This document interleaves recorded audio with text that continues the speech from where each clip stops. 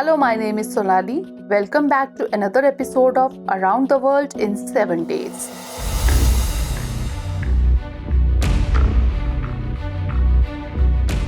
What is the first thing that comes to our mind whenever there is a mention of the Taliban government of Afghanistan? A picture of an ultra-conservative and anti-women group starts forming in our mind. And rightly so, because Taliban is indeed known all over the world as an extremely orthodox organization. From the first term itself, back in mid-1990s, the image of Taliban emerged as an anti-women and fanatically conservative group.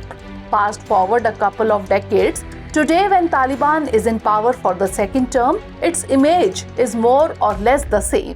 Like the first term, in the second term too, women were seen demonstrating on the streets for their right to education, security and work. As soon as Taliban returned to power, Sharia law was implemented and various kinds of restrictions were imposed on women and youth. Some of these restrictions are also very ridiculous in nature, like restriction on youths on sitting freely in the coffee shops and provision of punishment for women for not veiling their face in the public spaces. But of late, something remarkably interesting has happened which may lead to a change in the Taliban's global image. The Prime Minister of Afghanistan, Mohammad Hassan Akhund's health is not well. In such a situation, the Supreme Leader of Taliban, Hibatullah Akhundzada, has made Maulvi Abdul Kabir the acting Prime Minister of Afghanistan. Maulana Kabir is the same person who played a key role in negotiating the Doha Agreement with the US in 2020. Although Kabir's appointment has been termed as a routine process, this one decision may have wider geopolitical significance. Especially the timing of this new appointment is said to be of great significance for the Western world. It is being said that probably this is the most appropriate time for the Western countries and Afghanistan to start a dialogue. Now the question is, why Maulana Kabir's appointment is considered important from the Western world's point of view, and why is this time considered most appropriate for dialogue? The announcement of Maulana Kabir's appointment has come at a time when there is increasing international dismay over some of the decrees of Taliban limiting girls' education and preventing women from taking up jobs. Now this latest change in leadership is being considered as a positive step, and it is being said that Taliban is indicating its readiness for dialogue, and Kabir's appointment reflects it. At this point, there are few pieces of advice for the international community regarding its approach towards renewed attitude of the Taliban. Firstly, for Taliban, it was necessary to appoint Akhund as acting Prime Minister in 2021. Since he was one of the prominent leaders of Taliban during the previous Taliban regime during 1996 to 2001.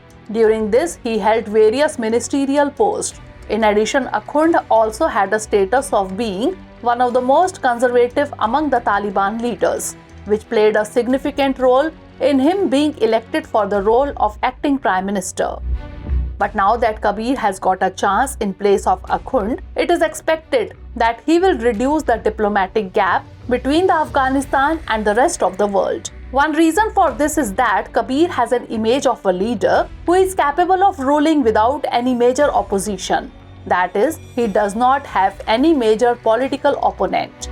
Also, he is feeling more confident on the domestic front. In fact, authorities in Afghanistan's northwestern city of Herat have allowed to reopen several middle and high schools for girls. It is being said that in the next progressive move, Kabir may soon lift the ban on women working in the humanitarian fields. Kabir is a leader who has portrayed himself as the one who breaks conservative approach. Additionally, he is also comfortable with Western countries, especially America. It is said that it was because of Maulana Kabir that the Doha deal became possible, and due to which the US and the Taliban agreed on the withdrawal of US forces from Afghanistan.